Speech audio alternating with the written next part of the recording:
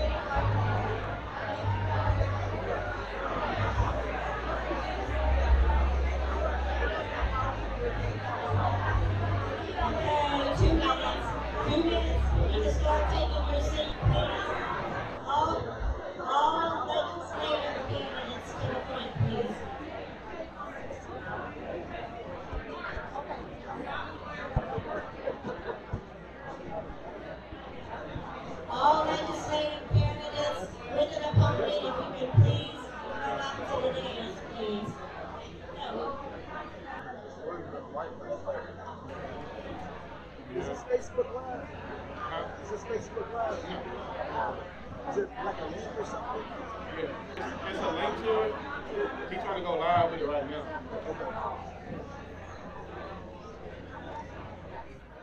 Okay.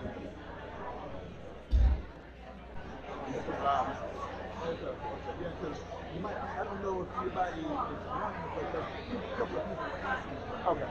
Yeah, so you go to Eric Lacy, TLC Humble on YouTube. Okay.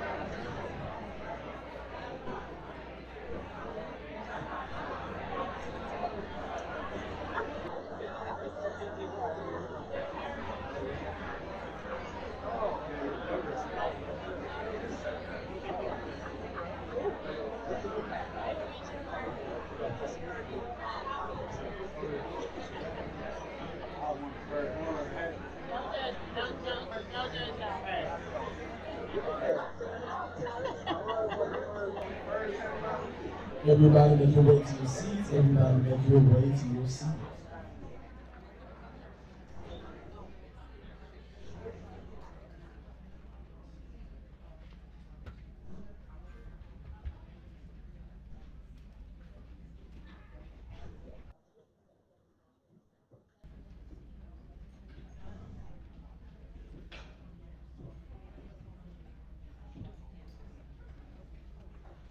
Are all candidates to the front? All legislative candidates to the front.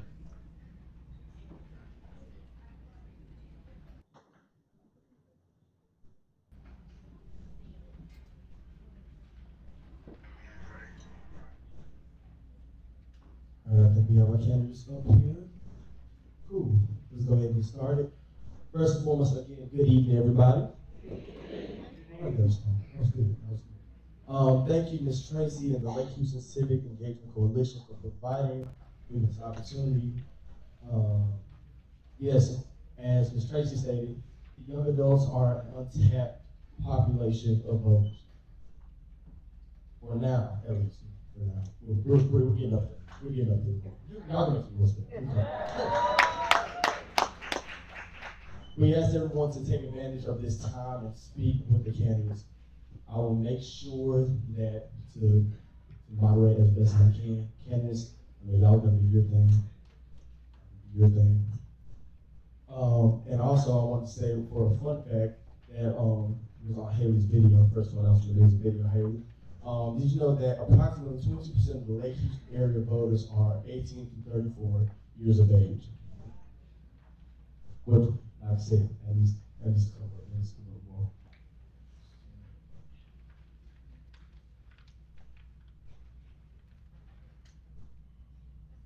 Okay, got it. So we will bring candidates to the dais, stage, or stage, whichever one you prefer to call it. By office, they are seeking in the following order: Railroad Commissioner, County Sheriff, County Tax Assessor Collector, District Attorney, Texas State Rep 142, Texas State Senate 15, United States Representative District 18. Each candidate will be allowed 2 minutes. 2 minutes. To introduce themselves and their platform. After each candidate has been introduced, we will ask one question and let candidates answer. Candidates, you will have 1 minute. 1 minute to respond. Before I bring the candidates forward, I need to introduce the person with the most important job of the evening. That is Miss Jamie Bryant. She is our timekeeper. The most important job of the evening. So, the timekeeper will keep visual cues to our candidates. We will have 1 minute, 30 seconds at most. At most. 2 minutes, 1 minute. And candidates will, we ask you to adhere to the time. We will start playing music if y'all go over time. It's gonna be like the Grammys. No one wants to have the elevator music on whenever we get time. But we have the candidates for the office. We're about to actually start. Let me just go ahead and start here. So, do we have Railroad Commissioner? Yeah, hold on. I got you. Give me 1 second. Mr. Railroad Commissioner is what he's going for. Bill Birch, everybody. Thank you, and good evening. I'm Bill Birch. I am a third-generation driller. I'm from Polk County, up 59 a little bit, so it's actually nice as a statewide candidate to actually be in my backyard. This is a really nice pleasure to be down here, and I'm able to see them. The Railroad Commission, let's start with the most obvious, has nothing to do with railroads. That all went to TxDOT in 2005. This is an opportunity to just give you a quick explanation and a little teaching about what the Railroad Commission really is. This is the agency that manages our oil and gas industry. It manages our pipelines, 330,000 miles of installed pipeline, 1.2 million oil and gas wells drilled in the state, and 253 of 254 counties. This is the race that is not just about energy. This is the race that legitimately is about the environment. Right now, the Permian Basin is the largest emitter of methane in global warming, and the Railroad Commission has failed us so immensely that in Crane County, Ward County, Reeves County, and Pecos County, we have proven groundwater contamination from oil and gas operations. You know, 2 years ago, when you talked about the Railroad Commission rates, it was all about Winter Storm Uri, whether the lights would reasonably turn on, or whether you could trust ERCOT. You still really can't, right? Every time it gets over 100, it drops below 40 degrees, everybody gets anxiety. Now the whole issue is the fact that now it's even as whether you can afford your electricity bill, but it's even whether or not you can trust your tap water to turn on. It's been over 50 years since we've had a Democrat who has been in the Texas Railroad Commission. 30 years since we've elected somebody into the executive position. I'm number 4 on your ballot, right after the president, the senator, your local congressman. I'm the only executive race in 2024's election cycle. I need your support. I need you to come out and vote. This is one of those races that people don't realize the true importance of what the Railroad Commission really has in your daily life. It involves everything from even how you buy a bottle of propane at your local hardware store, all the way down to how you're going to get your groundwater. So I am Bill Birch, a 2024 Democratic candidate for the Texas Railroad Commission, and thank you very much for Thank you, Mr. Birch. Oh, yeah, you got to ask a question. So, I have a question for you, Mr. Birch. If elected, what are your plans for the first 90 days in office? Well, the Railroad Commission is one of the most corrupt and least transparent agencies in the state of Texas. So the first thing is in order to fix a problem, you've got to measure it. You've got to know the data. We know that the Railroad Commission is hiding hundreds of incidents of accidents, injuries, spills, and the things on the table for public scrutiny. We need to be honest and upfront with the public of where we truly stand today to be able to help better health, better safety, and better environmental controls for the state of Texas. So my goal as a commissioner is to legitimately start the process of reforming the worst run agency in the state of Texas. Thank you. That's it, Mr. Birch. Thank you. Hey, one more round of applause for Mr. Birch. So next, we will have County Sheriff. You ready to introduce yourself, sir? Good evening. I'm Ed Gonzalez. I'm already working for you. I'm your Harris County Sheriff. Been elected county-wide 2 times already. Part of that, I served on Houston City Council, where I served for 3 full terms, and I was Mayor Pro Tem and Chair of the Public Safety Committee. For me, my lifelong journey has been public service. I think it started early in age when I first learned that my father couldn't read and write. He was illiterate, and I saw the impacts of not having education. But thanks to my upbringing and my parenting that I had, I was able to not only be able to go to college, be the first in my family to get a bachelor's degree, but also a master's degree as well. Now serving as sheriff, our priorities are going to be to continue to reduce violent crime in our community, to make sure that we're reducing the number of traffic fatalities in our community that is extremely high. We've got to make sure that we continue to improve both the conditions and safety in our jail, which is very complex. And then we also have to make sure that we're working with our youth and providing opportunities for them as well. Been able to already do a number of those things, even despite the pandemic and other challenges. And we've been able to do it by also bringing diversity in our sheriff's office. Now in our command staff, we have the most diverse command staff in the district. We have 6 African-American persons in our command staff in leadership positions at the highest levels, the first in our history. And we're also trying to do innovative programs.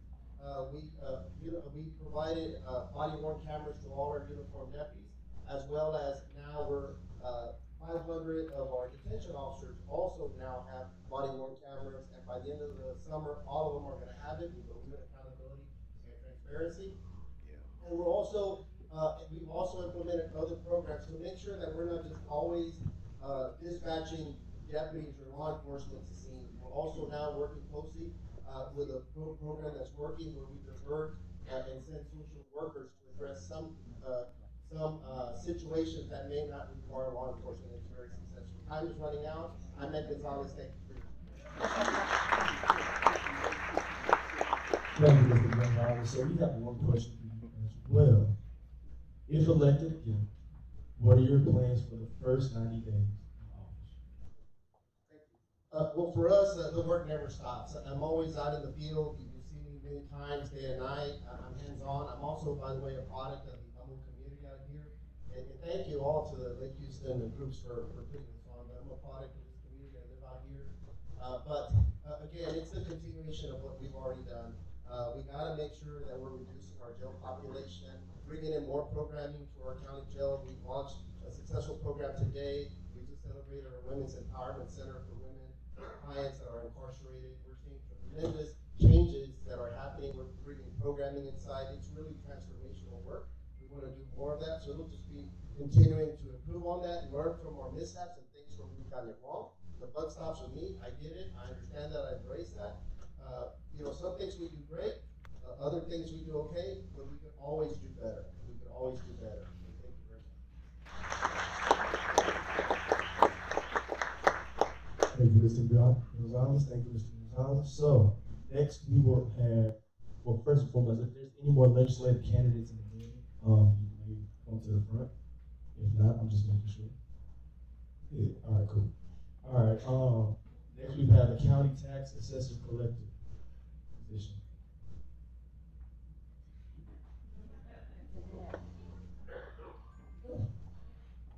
Two minutes. Good evening, everybody. Thank you guys so much for having this forum. My name is Annette Ramirez, and I am running to be your next Harris County tax assessor collector. I have been a practicing property tax attorney for the last 22 years. I've actually been in-house counsel, and I'm currently assistant general counsel at Aldine ISD, just up the road. I'm running because I think the citizens of Harris County deserve a tax assessor collector that's actually qualified, knowledgeable, and competent, and can actually help the citizens of Harris County.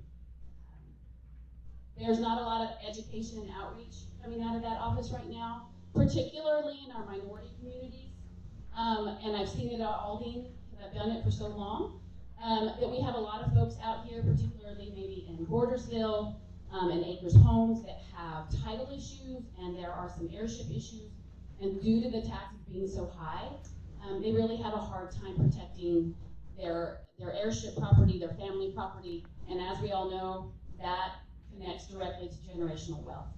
I'm the only candidate in this race that knows how to solve those problems. I do it right now. I help our taxpayers and guide them on how to do that, and there really needs to be a lot more outreach for that, and particularly that issue. From the Harris County Tax Office. I'm not seeing it right now. There's also some more progressive payment plans that this office is not offering, that the tax code allows. Why they're not being offered, I'm not sure, but I have every intention of offering those that would actually assist our taxpayers and allow them to pay their taxes over several payments without penalties or interest. The other part of this office, voter registration, very important. There needs to be an influx of resources similar to what we had in our EA's office. Our elections administrator office is not happening right now. And so I look forward to getting to know you guys tonight, having an opportunity to earn your support and get your vote. Thank you so much. I have a question for you. So, what are your plans for running a large, multifaceted office with critical functions of tax collection, voter registration, with the highest level of customer service? So for the last 22 years, I've already run a property tax department. And I am counsel to our tax assessor collector for Aldine ISD, and I also am counsel to their tax office. I have been involved with upgrading the software in our office, with establishing customer service protocols, both in our tax office and in our legal department. And so, well, it's on a smaller scale. I certainly already know what needs to be done and how to get it done, and I'm familiar with the law and the terminologies. And it's a very technical office, right? Also, I am, for the last 22 years as a public servant, I have really pushed back against the narrative that government is clunky, inefficient, and ineffective. And I believe that as a public servant, we have a duty to use taxpayer dollars wisely, and that means having efficient and effective government. Otherwise, we're not using them wisely. And so I've spent quite a bit of time improving processes, and I plan to do that at the tax office. Thank you so much. The floor is yours. Good evening, everyone. My name is Desiree Broadnax, and I'm running for Harris County Tax Assessor Collector also. I have been in Harris County government for the last 22 years, and I have ran an office, ran a division with people in that division. I think you need to know what the tax assessor does. The tax assessor really has two main jobs, and that is to collect taxes and to get people registered to vote. My opponent wants you to believe that being an attorney is the best thing, but the tax assessor's office has a legal department, so she probably would do well in that department. We are looking for someone that can run the office. It takes more than being an attorney to run the office. You have to have the skill set to run the office, and that's what I have. I have a bachelor's degree in management. I am currently in a master's degree in public administration. I know how to get the job done. I've been doing it for 22 years. I am a public servant. I currently work in the DA's office in the intake division, and I've been doing that. And you need to know that when it comes to voter registration, we do need to get people excited to vote, because a lot of people think that their vote doesn't count. And we want people to know that their vote counts. I would target high school seniors, even people that's been in trouble before. I want them to know that they have a voice. You're no longer on paper. You can vote. So I want to target those people. I want people to know that they have a vote. We have about 5 to get the vote out. So I'm asking you for your support as I run for this office, Harris County Tax Assessor Collector.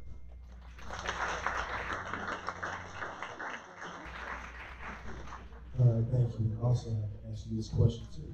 What are your plans for running a large, multifaceted office with critical functions of tax collection, voter registration, with the highest level of customer service?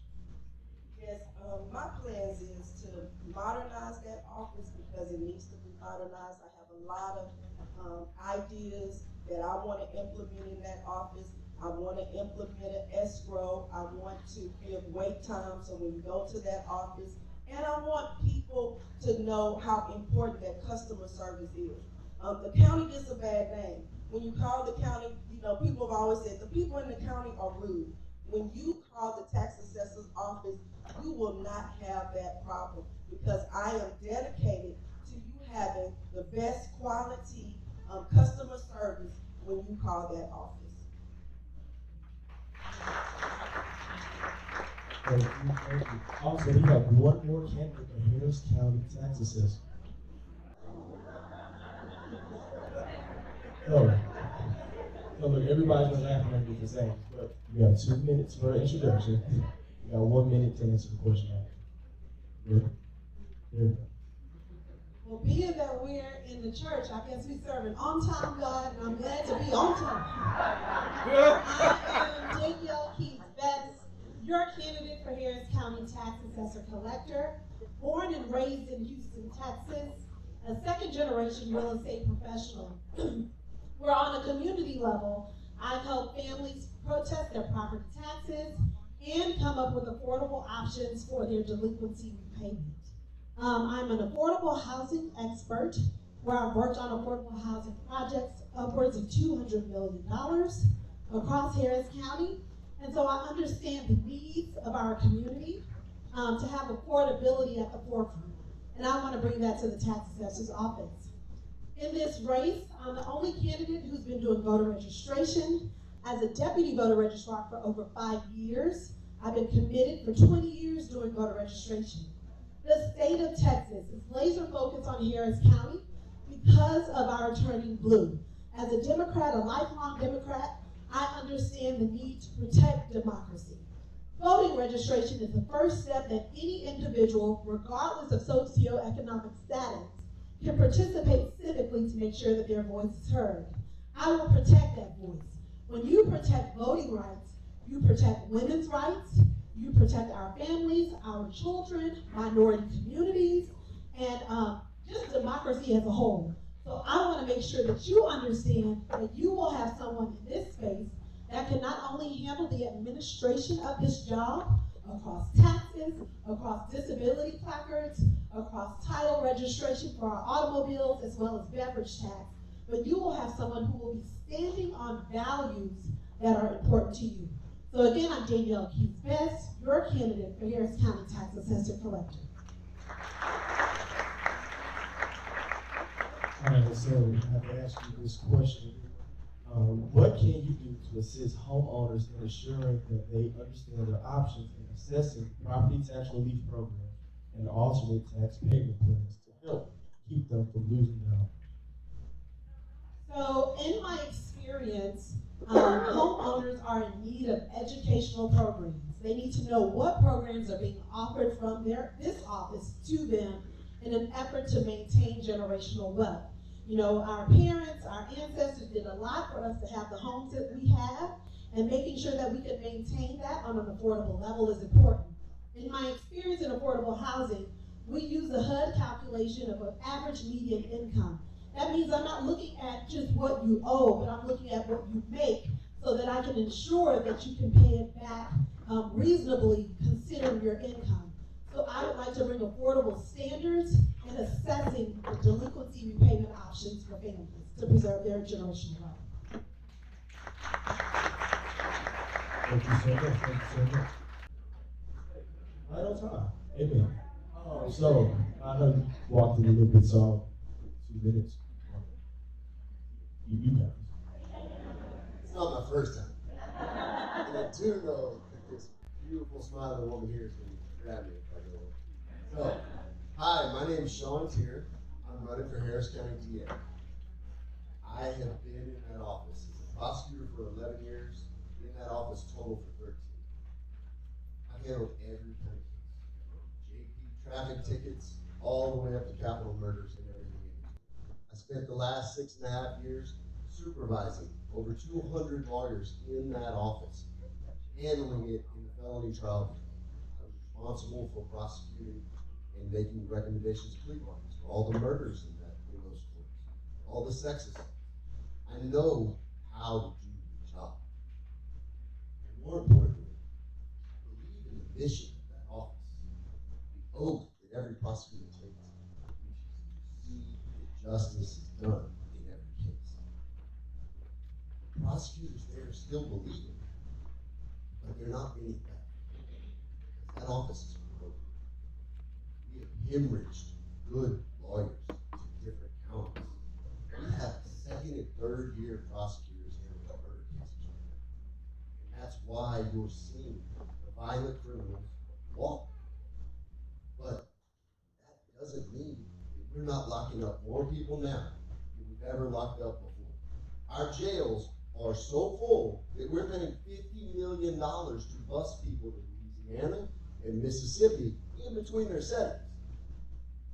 What we have in that office right now is someone who likes to lock up disproportionately black and brown people for crimes that ultimately they can't convict them. We've got to be intentional about the way we accept charges, about the way we prosecute crimes, and we've got to do it smarter, more equitably, and better all the way around. It's why everyone in the Democratic Party has endorsed me. It's why everyone is behind me. And that's why I'm asking for all of your votes and support. I have Texas State Rep 142.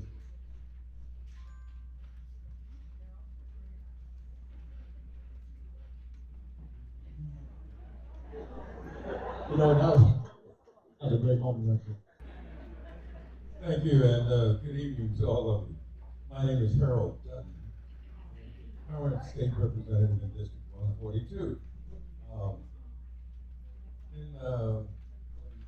good friend, the late Congressman Leland, and my good friend, the late Franco Lee, came to me, asking about doing this job. I was working with Congress. I was the first black professional at Congress. I've been there 18 years. And I told them, look, you know, I'm just helping you guys and doing what I can in this community. And they said, no, but Harold, you are the one representative. I said, okay, I'll do it for one term. And since 1984, I'm still serving on one term. me thank you all for this. You can go look up my record. One of the things about having been there, there's nothing I can hide from anybody. I try to hide because it's all open record. I grew up in Fifth Ward. I'm a Wheatley High School graduate. For me, this job has been a matter of love because I have done it in terms of helping the people in District 142. For example, most of you probably didn't know this, but Generation Park resulted from a piece of legislation. The East River Project is also a part of legislation I did. And I know you'll hear from people who say, well, they don't like the schools being taken over. Well, I don't either. But you know what I hate worse than that?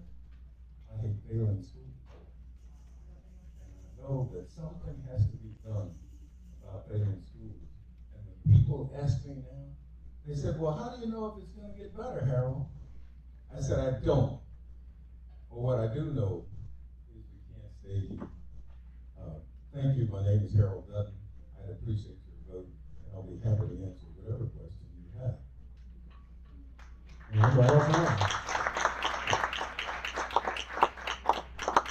And so the question I have for you is, what is the biggest issue the district is currently facing? How would you address it? Thank you for the question. The biggest issue we have is, let me give you this statistic. We have 30 elementary schools in this district. 30 elementary schools. The third grade reading scores on average, you know what they are? Only 30% of our children are reading on grade level in third grade. Now, that's important because why? Because you learn to read between pre-K and third grade, and then you read to learn. And if you've never learned to read, you don't read to learn. And so that's what's happening to our children. There was an early literacy bill that I passed last session. It passed the House.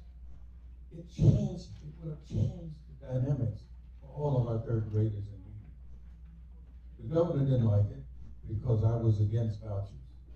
And so he got with the lieutenant governor and they didn't let the bill pass.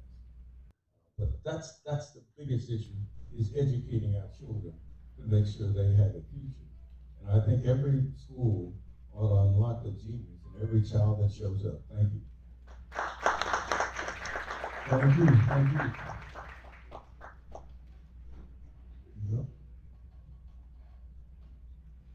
Good evening, everyone. My name is Pastor Clint Horn. I'm running for Texas State House Rep District 142. I have served in this community for a number of years. I'm an educator. I currently work in Indiana Anderson Hospital. I've been there almost 20 years as a trainer in the Leadership Institute. I began to serve because that is my passion. I'm a servant. I've served in my local church as a pastor, before pastoring, I was a local minister, but also in this community I served. I've served as the treasurer for my Summerwood HOA right down the street here for over 2 years as the treasurer. I also served as precinct chair for several years as well. Also, I've been the presiding judge for numerous elections here in this area. In 2021, I ran for the Humble ISD School Board because education is my passion. I've not only been at MD Anderson, but I previously taught at Houston Community College as well, and Fulbright and Jaworski Law Firm as a trainer. But education is my passion, and that's why I ran for the Humble ISD School Board back in 2021. And although I did not win, I came in second, but I increased the voter turnout for that election. There was a majority of people that came out. People right here in this room came out to vote during that election, and I appreciate that. And although we didn't get the results with me winning that seat, the results that did happen was more people got involved, and now even this board is starting to look at making districts instead of all at-large positions. So I'm running for Texas State House Rep because I want to see our district improve. I want to end the takeover of our schools and not let it happen again to another school district ever in our state of Texas. And I believe that it can be done, and to increase our teacher benefits and also retiree benefits. Again, Clint Van Horn, Texas State House Rep District 142. All right, my pastor doesn't use you. Okay, sorry. I got a question for you. So, If elected to the Texas legislature, man, mom, and don't get on me. My mom's a little educator, so anytime it's coming up with grammar, she can on me like white on rice. Anyway, back on track. If elected as a Texas legislator, what will your priorities be regarding education? How can we ensure that schools and programs are adequately funded? Thank you so much. I think that's been an issue all the time. And there is money that is available in our state and is not being applied to our public schools because they're trying to push vouchers and charter schools instead. Our public schools need to be funded. Mr. Dutton just talked about the education, the reading level is so low. The reason it's so low is because our great teachers are leaving districts because of superintendents like Mr. Miles that are forcing them to leave and go to other districts where they are appreciated. When you lose those great teachers, the great teachers is what holds up schools like Wheatley and all those great schools. So when we lose those, that is the problem. The funding needs to be an issue. I'm going to search and go head to toe with our governor to ensure that all available funding is sent to the public schools so we can avoid takeovers. And also my number one duty on day in office, because it's a 2-year term, is not to only continue to campaign, but is to make sure that we end that takeover for HISD. Again, Phil Horn, Texas State Hospital District Corporation. Thank you, Pastor. Sir, it's your turn. Time to shine. Thank you very much. And I would like to say, I made a comment to the moderator that I heard he was mad about Pop, and I told him it's King Prince and Cream over here. So just for the record, but y'all didn't come in here and see me shitting like they did on the Super Bowl. Oh, really? I'm here to talk about House District 142, and I am running for District House District 142 because, in my opinion, House District 142 is on fire.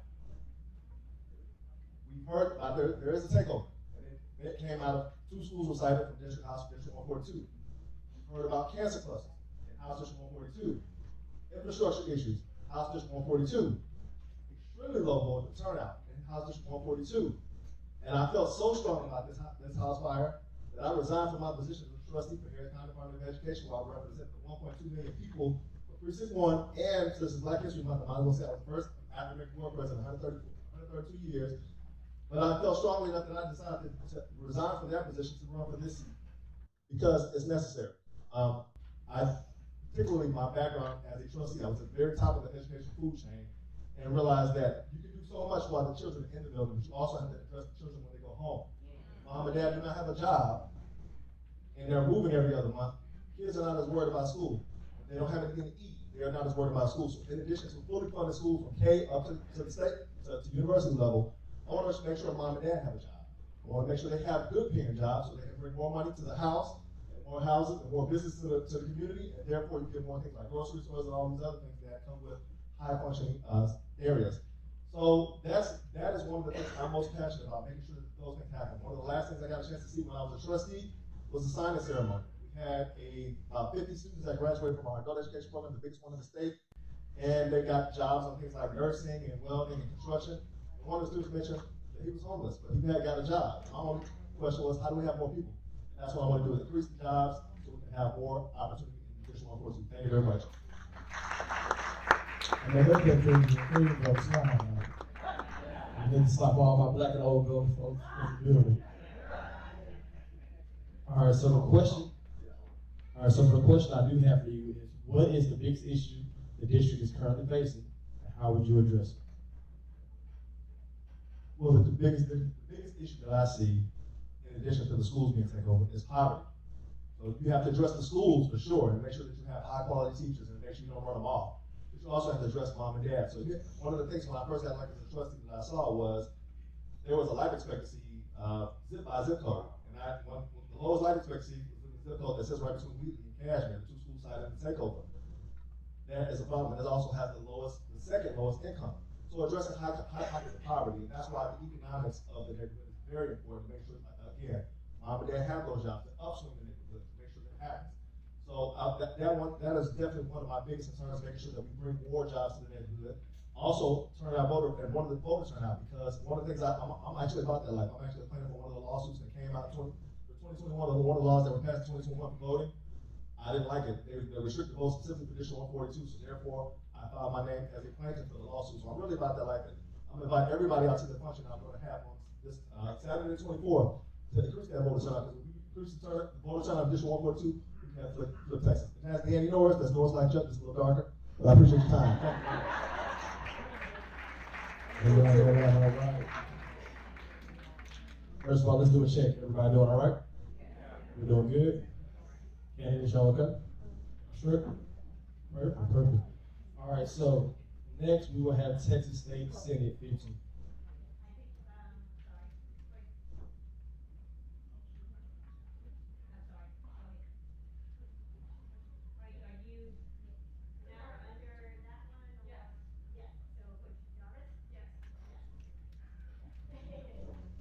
Perfect. Okay, so Texas State Rep 15.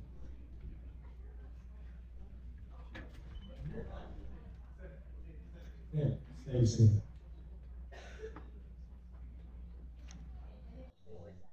Hello, my name is Caitlin. I'm here on behalf of Jarvis Johnson. My daughter Rigby, I'm a working mom, so I've been at the office since 8, and I got off work, came here, and had my baby with me because I miss her. And I also think that's a testament to Jarvis that he supports working moms. So Jarvis is going to be here. He actually had detached retina, so he had emergency surgery, so he's resting so he keeps his vision because that's important. But Jarvis is the only candidate running for Senate District 15 that has actually served in the legislature. There are only 31 senators in Texas. They represent almost 1 million people. And Dan Patrick and Greg Abbott are attacking Texans every single day. They are pushing a voucher scam. They are stripping women's reproductive rights. It's bad. And we need a senator who has experience, who can start day one with relationships in the House and the Senate, a senator who knows how to pass legislation because he's done it, and a senator who can get things done for this district. Jarvis, as a state representative since 2016, has brought back millions of dollars in education funding for his district. He got $1 million for Booker T. Washington High School. He has expanded vocational education training so that when kids graduate, they can get a good job and they can contribute to their family. He's also done a lot for people with sickle cell disease. We actually got a bill passed through the House, through the Senate, got to the governor's desk and was vetoed because Jarvis stood strong against vouchers. So Jarvis is ready. The legislature only meets every 2 years. We don't have time for somebody to learn how to run in that seat when they get there, when it's going to be crazy. And the governor and the lieutenant governor are going to do crazy things to attack this community. So Jarvis Johnson, thank you so much. Thank you so much. Mr. Johnson, you ask questions, but listen, you sure you don't? Oh, come on, man. Come on, man. You like that?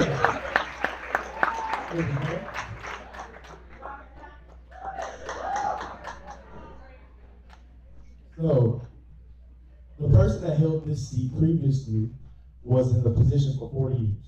If elected, what are your plans to communicate to your constituents, your plans for new leadership and vision for the district? Thank you. So, yeah, John Whitmire held this seat for 40 years. That's kind of why having legislative experience is important. Somebody who knew where the bodies were buried, how to be effective in the legislature, is the mayor of Houston now. Jarvis, like I said, the legislature only meets every 2 years. They get there in January, and they've got until May to pass bills and to fight for their community until 2 years from then. When Jarvis was in the House, we had virtual town hall meetings for our constituents. He would come back on the weekends and attend events. There's a lot that he plans on doing to make sure that his constituents in Houston know what's going on in Austin. We have brought buses from Houston before to bring his constituents to Austin to testify for bills that were directly impacting his community, especially stuff that have to do with concrete batch plants or environmental racism. So we look forward to doing that still. Thank you so much. And shout out to Motherhood. Mothers and girls, let's support them.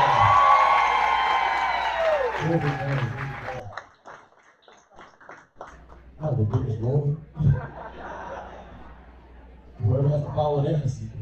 the roar alone. Here we go. Here you go, sir. Thank you, Michelle. Let me apologize. My name is Todd Lydon. I'm 100% District 15. I'm excited to be with you out here tonight. I want to thank the Lake Houston Friendship Society, the Civic Engagement Coalition, True Love Church, and women of Delta Sigma Gamma for having us tonight.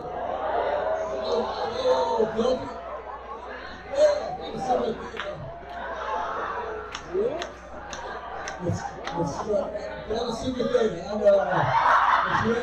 It's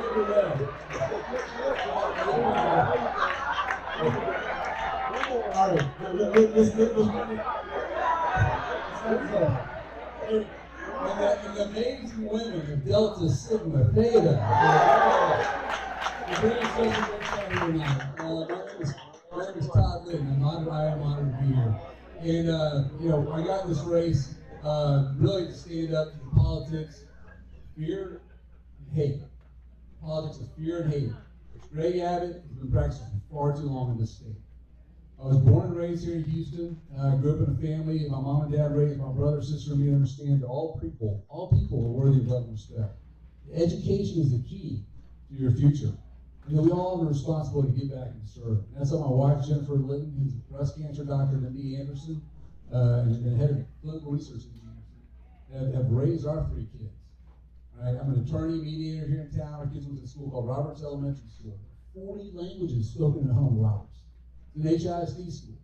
Right? And when I tell people all over the place, guess what? It wasn't scary. Right? It was an amazing school community, amazing community of kids and families working together. That's what Houston's all about. This is the most diverse city in the country. We see that as a source of strength. We got work to do to make it better for everybody. There's no doubt. That's why I'm in this race, though, to stand up in this politics of fear and hate, which is seeping across our state right now. What makes this community great is our people. What makes us exceptional is our people, and it's all of our people. No exception. Doesn't matter how we look. Doesn't matter how we love, how we pray. It is our people, and I'm going to invest in our people, in our education, in our health care, in the infrastructure we need to live safely, and public safety as well. We've got to stand up to this voucher scheme. That's what I'm going to do. I've been endorsed by the Houston Federation of Teachers, HFT, and to stand up to vouchers and then support our kids. We got to stand up for health care for women. They have the right, that we have obstetricians, OB-GYNs come in here and be able to do what they need to do for all our women. Highest maternal mortality rate is black women in our state. And it's criminal what's going on. We got to stand up for all that. I'm running to get Greg Abbott the heck out of our schools, get him the heck out of our doctor's offices, get him the heck out of our bathrooms and gutters. Todd Lydon for State Senate. Thank you so much for letting me drive in. And I look forward to being here all night telling you more.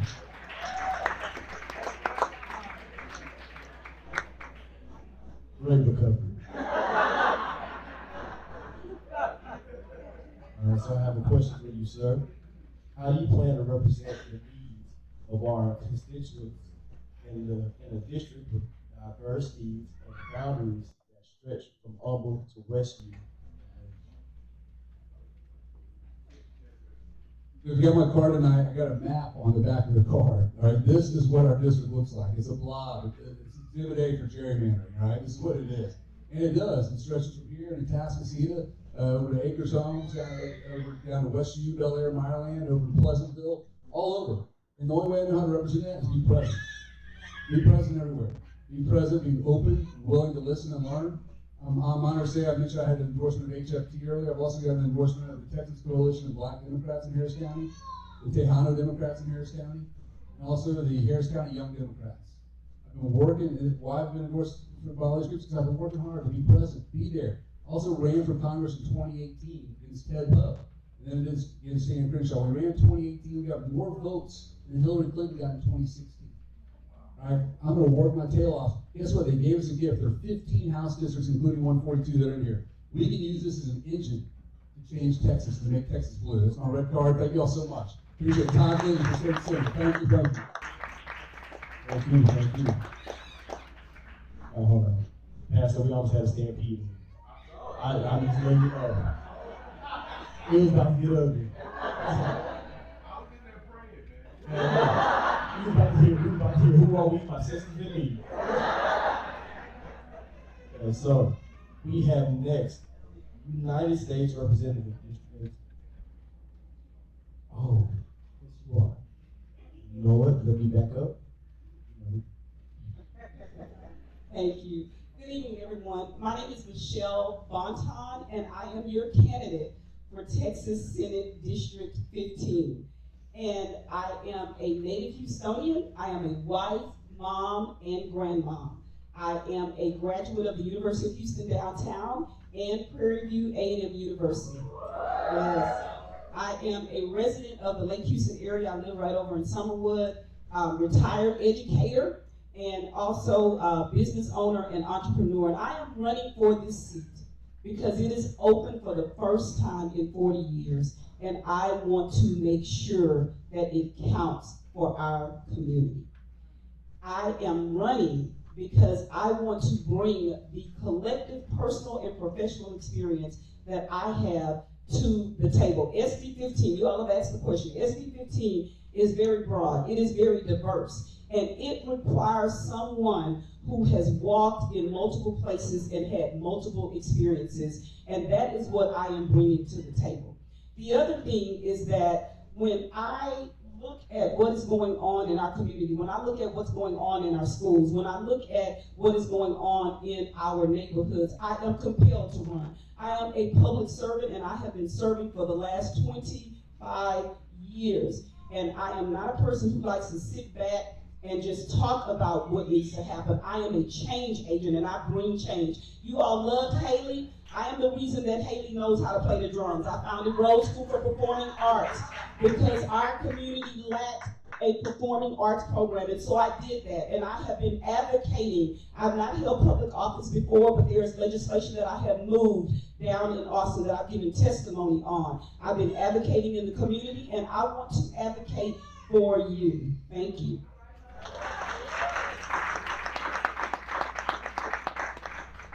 So I have a heavy-hitting question for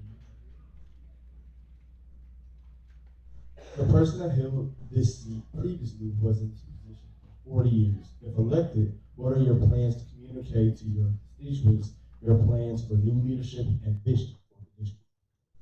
Thank you. I also wanted to say very quickly in the opening that when I look out in this room, I see coworkers. I see former students of mine. I see the principal who gave me my first job as an educator, and they are a testament to my passion and my commitment to serve. And my strategy for making sure that the district is kept in the loop and that I am kept in the loop is to set up regional councils that have work groups that work on various things. Someone mentioned that the legislature meets every 2 years, but the work happens even when the legislature is not in session. It happens on the ground in the community as we connect regionally through those different work groups. And I will hold town halls. I will be present on a quarterly basis. And that is how we will make sure that I'm aware of the community's diverse needs and that together we come up with specific strategies. We're all going to be talking about safe communities. We're all going to be talking about our public school system. We're all going to be talking about health and crime and all of that. But what is the strategy for bringing change? And that's what I bring to the table. Thank you. Thank you. So now we will have United States Representative District 18. Okay.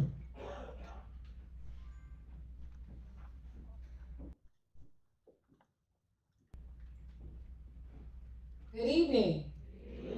My name is Amanda Edwards, and I'm one of the former at-large Houston City Council members, but I am standing here before you today because I am running to be the next Congresswoman for the 18th Congressional District. And the reason that I'm running is simple. Our community is at a crossroads, and we've got one of two choices that we can make.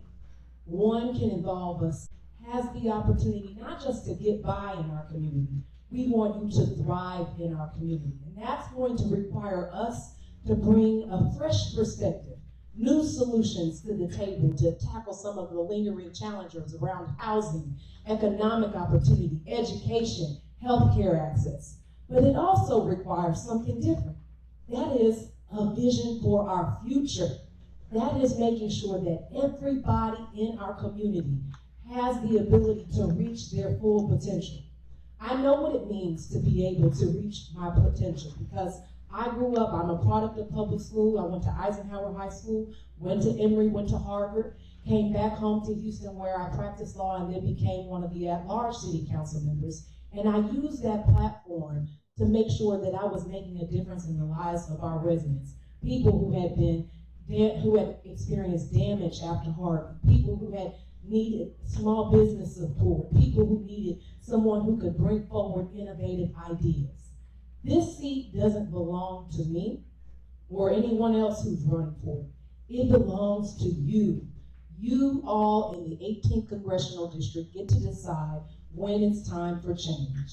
And I believe that it's time for change, and in order to get different results, we're going to have to do something different this election cycle. My name is Amanda Edwards, running to be the next Congresswoman for the 18th Congressional District. Thank you very much.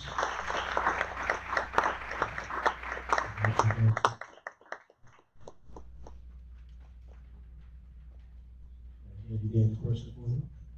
So here you go. What is the biggest issue facing your district, and how do you plan to resolve and prioritize that concern?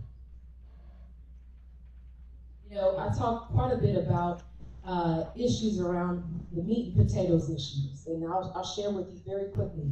When I was growing up, my father was ill with something called multiple myeloma, which is cancer, and he got diagnosed when I was 10, and he died when I was 17. And I learned in that period of time that our politics, our U.S. healthcare system has to be about more than just a political game. It's about people and the lives that hang in the balance. And I'll never forget my father saying, when I'd ask him, well, what happens if they say no to his insurance coverage for his life-saving treatments? He would say, we have to figure something else out. And I knew that wasn't the right answer then, and I know it's not the right answer now, and we need systems that work. Systems that work with respect to the Affordable Care Act, which currently doesn't insure people enough. Systems that work with women's reproductive rights, because right now we live in a state where it's the most dangerous state in the nation to get pregnant in case something should happen during your pregnancy. We need systems that work for our seniors who are the most vulnerable, who are experiencing Medicare cost increase despite living on fixed incomes. We need systems change. We need results, and we need it now. Thank you very much.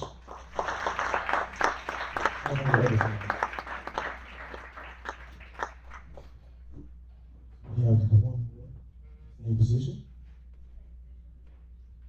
Hello, good evening. Hola. I am not Sheila Jackson Lee, but I did have the great fortune to work for her as her chief of staff in 2002. I am a fifth-generation Houstonian. Big Daddy sold watermelons on the back of his truck to help elect Sophronia Thompson to the state legislature. She is now one of the most powerful legislators in the state and the country, if you ask us. Hear, hear. Mama was a housekeeper for 37 years in River Oaks, and I get to be a lobbyist now down the street from where she worked at Blue Cross Blue Shield.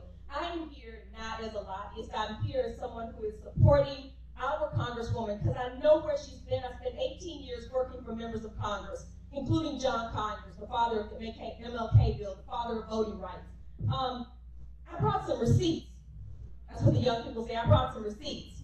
Because I read an article recently that said that the Congresswoman had only passed 10 laws in 29 years. And I said, well, that's somebody who doesn't understand how a bill becomes a law. Y'all remember that cartoon on Saturday? I'm just a bill sitting here on Capitol Hill. It's real, y'all. It can take 20 years.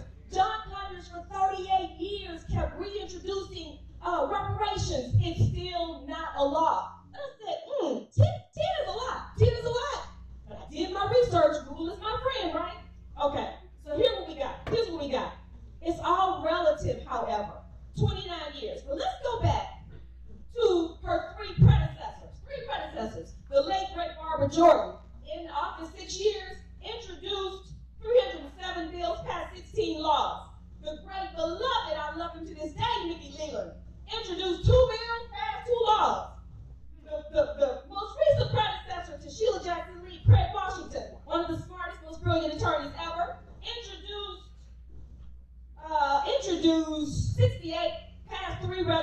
no law. Sheila Jackson Lee introduced 10,328 bills, passed 339 laws. Tell me that ain't accomplishment for us. Sheila Jackson Lee for Congress. Thank you. Oh, wait, I gotta ask you a question. Question. I know this receipts were wrong, but I saw the.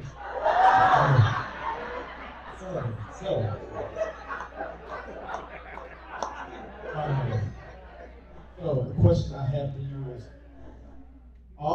you often hear from voters that Congress is broken and nothing is being done to help the average person. What will Sheila Jackson Lee do to change that perception? First of all, we've been saying that since what? 1789 was the first year we got a Congress.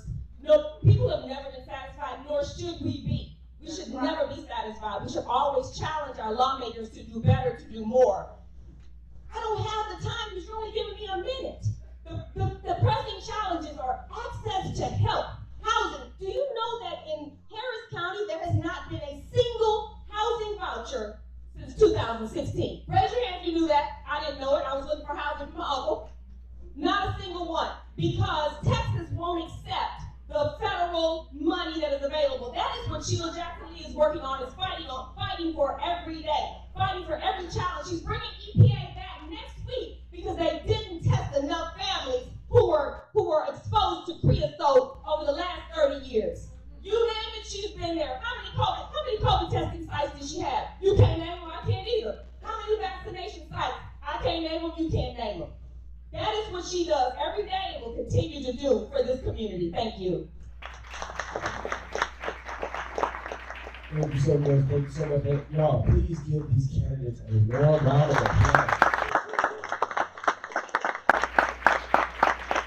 From passion to preaching to deliberating, y'all were amazing. And so I know we do have a few judicial candidates in the room. Yes, sir. Stand up. Stand up. Come here. You as well. Come to the front. Come to the front. Oh, he got a little pepper step. Here we go. Yeah, but gotta be ladies first. Gotta be ladies first. Here you go. How are you all? I'm happy to be here. My name is Lillian Alexander. I'm a proud member of Delta Sigma Theta. I'll start with that. I'm happy to be home. I initiated at LSU, and I'm actually a proud member of Houston Metropolitan, but a little bit about my practice. I'm a daughter of an educator, and the first person I represented in a family law case was a hairdresser. I represented her 12 years ago. She put my card up in her shop. My phone has not stopped ringing since. I represent teachers, engineers, doctors at the worst time of their life many times, in divorces, child support cases, child support enforcement. I'm running for the 507 Family Court, and currently this court, 57% believe that this court is not courteous, there's no good morning, and when they walk out of this court, they feel bullied. I'm running to change that. If I'm elected, I'll be the first African-American woman elected to the 507, and that is going to be history-making. So I need your vote, I need your support. Lillian Alexander, I'm on Instagram. I believe that follow a story. I'm a mom of two, so Lillian for Judge. Follow along, because what I like about this campaign is it's not about me, it's about you. It's about you, and it's about standing up and having the courage to participate in democracy. So thank you so much for letting me be here. Alexander, Lillian Alexander. Thank you so much. Everybody, do you mind letting the ladies go first? Right here, come this way. Here you go. Good evening. I am also a proud member of Delta Sigma Theta, so I'm happy to be in the presence of home. My name is Siobhan Carr, and I'm running for probate judge, court number 5. What is probate? Probate, we help families when their loved ones pass away. We help them with the transfer of the property from the deceased to the living. We help them with guardianship. We help them with the mental health docket. I'm the only candidate in this race that has actually worked in all 3 of those areas that comes in front of this court. So when you go to the ballot, you want to vote for someone who has the experience, who has helped families navigate the probate process. What do you do with the heirship property? What do you do when you have title issues? Things of that nature. These matters impact our community. And so it's important that we have someone on the bench who understands it. As I mentioned, I've been doing this for the last 17 years. I'm also a native Houstonian, went off to Spelman College, went to St. Louis University for law school, and came back here to practice law. And so, as I mentioned, this is a brand new court. We originally had 4 probate courts here in Harris County, now there's 5. And so in Harris County, we have never had an African American serve as a probate judge. So I need your help in making sure we make history, because I'm the candidate that has the experience and can set the tone for this new court. Again, my name is Siobhan Carr. That's Carr like you drive, but 2 R's, and I'm also number 2 on the ballot. Thank you. Thank you, Ms. Carr. Good evening. My name is Ashley Mays Geis. I'm running to be the next judge of Harris County Criminal Court at law number 16. I feel like this is a setup because I see all of the female judicial candidates and all of them are Deltas, but I am a proud member of Alpha Kappa Alpha sorority.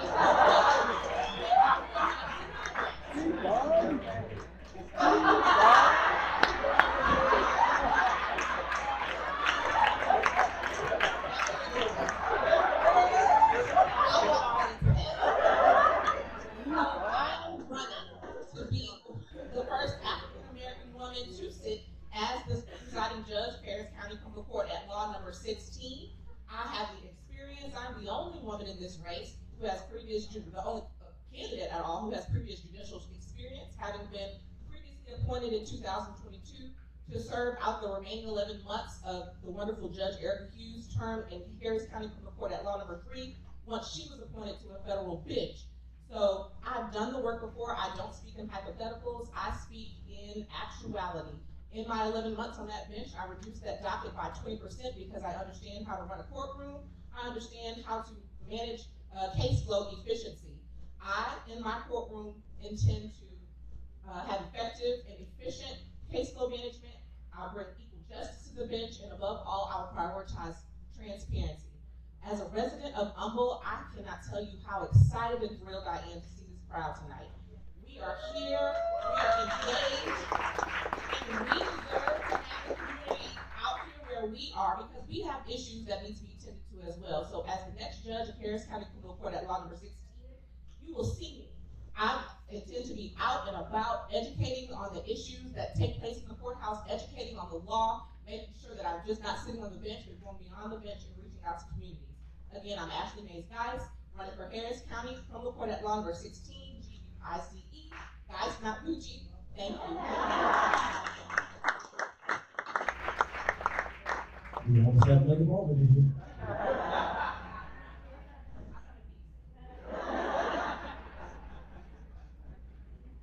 All rise. The Meet the Candidates Forum in Humble, Texas is now in session.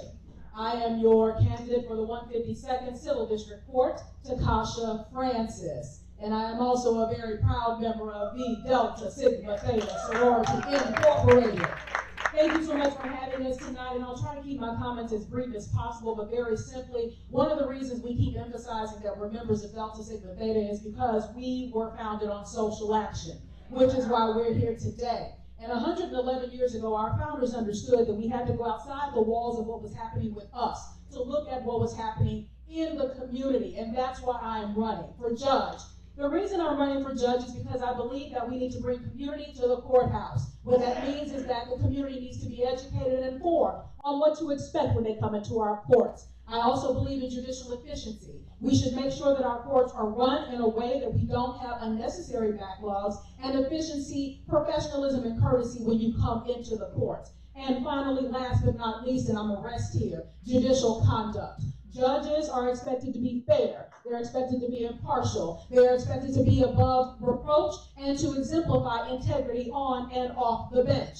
I am currently involved in a lawsuit because my opponent has decided to litigate his campaign by challenging my credentials with a baseless lawsuit instead of actually campaigning and coming out into the community. You'll note he is not here tonight, and you won't find him most other places. But when you think about a judge and you think about what is important, a person who has to be trusted to make decisions concerning your life must at least have the integrity not to file a baseless lawsuit against a credible opponent who is out here doing the work of the people. So when you go to the polls, I want you to remember that when it comes to justice, it's blind for a reason, because it's about doing what's right.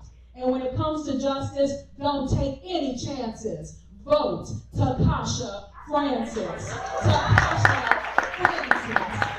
Takasha Francis. Ms. Francis, thank you. Thank you.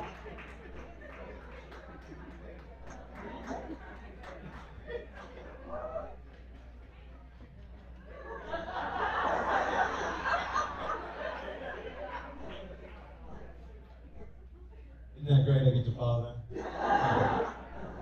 Good evening. I'm Judge Mike Engelhardt of the 151st Civil District Court. It's great to be with you. I've been the incumbent judge there for the last 15 years. I was elected with President Obama, and it's the joy of my life and the honor of my life to serve the constituents of Harris County as judge of the 151st District Court. I have good news tonight, and that is whether I win this primary or my opponent, Judge Hughes, wins this primary, the 151st District Court is in great hands. She is a wonderful candidate and would make a fine judge. However, and she has been a fine judge, I believe that I am more qualified for this position. Why? I'm the incumbent. I have been there for 15 years, as I said. I'm the only board-certified attorney in this race. I'm an award-winning judge. I have won the Texas Association of Civil Trial and Appellate Specialist Trial Judge of the Year Award. I'm a Coug, and I won the University of Houston Law Center Alumni Association Public Sector Achievement Award for my work in the community. I've won the President's Award from the Houston Bar Association for service to the Houston Bar Association, and I've won the Franklin Jones Award from the College of the State Bar of Texas for writing the best continuing legal education article in the state of Texas. So I believe I'm well qualified for this position, and I should be reelected, and I would be grateful for your continued support. I have gotten virtually every endorsement in this race, including the union endorsements, the LGBT Black Democrats of Harris County in this race, among many other endorsing groups. And I'm proud of that. That means the world to me, and I would be grateful.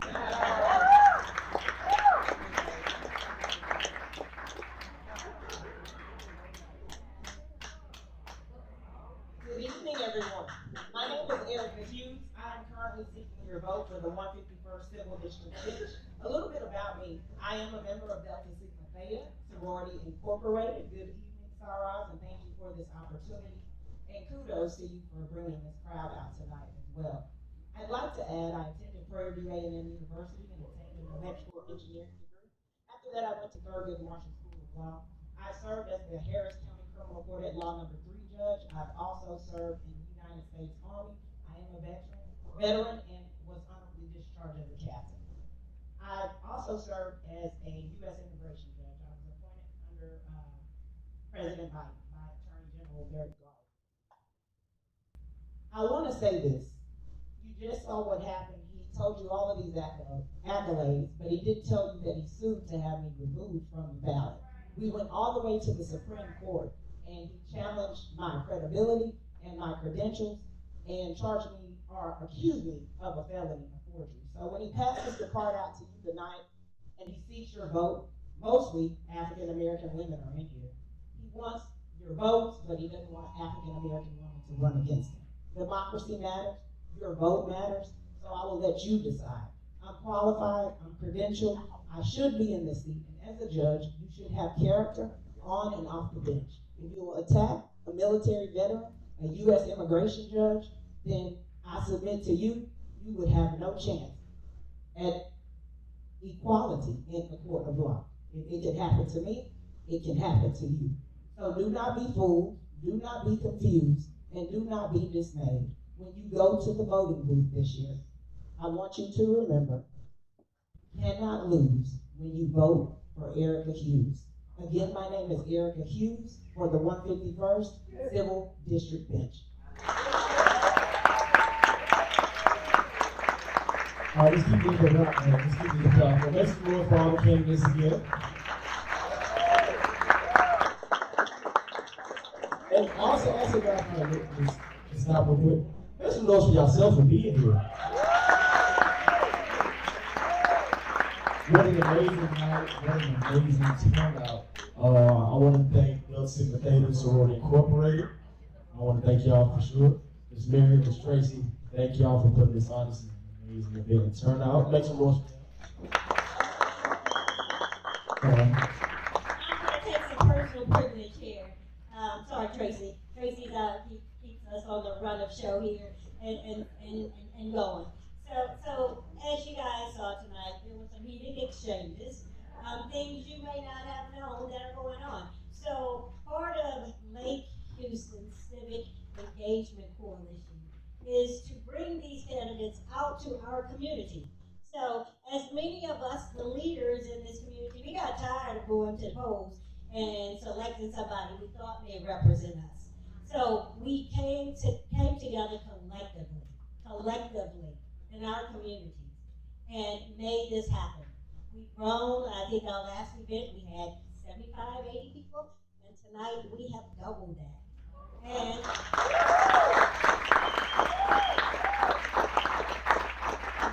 we're putting ourselves on the map here. We want these candidates to know we are out here and you represent us. You represent us. We want you out here. We want to see your faces. Don't make it hard for us to get in contact with you. I can tell you it was a struggle to collect the information of how to get these candidates out here. But we got them out here. We dug for the information. We got them out here. We want to see you guys. We don't want it difficult for us to get in touch with you, to come out and speak to our community. We're doing this again in the fall for the general election. We want to see each of you plus 10 of your friends at the next event. I hope you guys found this to be informative, engaging, but we can only make a difference if you get out to the polls and make your votes count. Make your votes count. Don't let this be in vain. So, sorry about that, Justin. He's done a wonderful job for us tonight. Houston Christian Society is in the house. It's one of our sponsors as well. Thank you guys. I'm going to turn this back over to Justin. Pastor, thank you for opening up your church, your sanctuary to us tonight. And thank you, community, for coming out and supporting this effort. So sorry about that, Justin. I just had to take a personal privilege there. Thanks for working this very one time. Now, I don't think I need to follow that. At this point, she thanked the pastor for opening up the church for us. Thank you, Pastor, so much. She was in the building tonight. And honestly, on that note, I just want to say thank y'all for the opportunity to moderate. Thank you, candidates, for being up here. Thank y'all for being in the audience. My name is Justin Shepard. I'm a media company called Town Towards Media. I will be here giving out cards. They will be here giving out cards. We will all be in here exchanging information, getting to know each other, and since we're in a church, we fellowship. There we go. Good word right there. And so that is all I have. Thank y'all so much for being here. Y'all have a great night.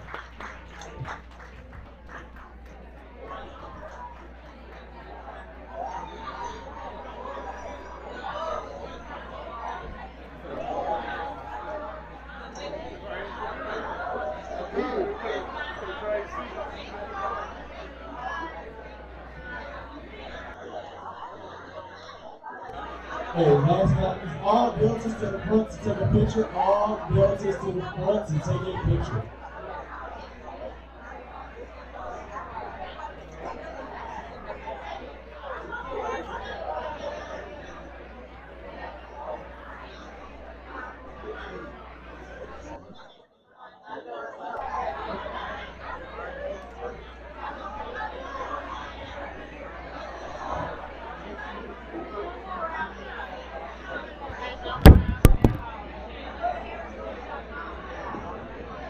All candidates as well, please do not leave all candidates. We want to get a picture of all the candidates.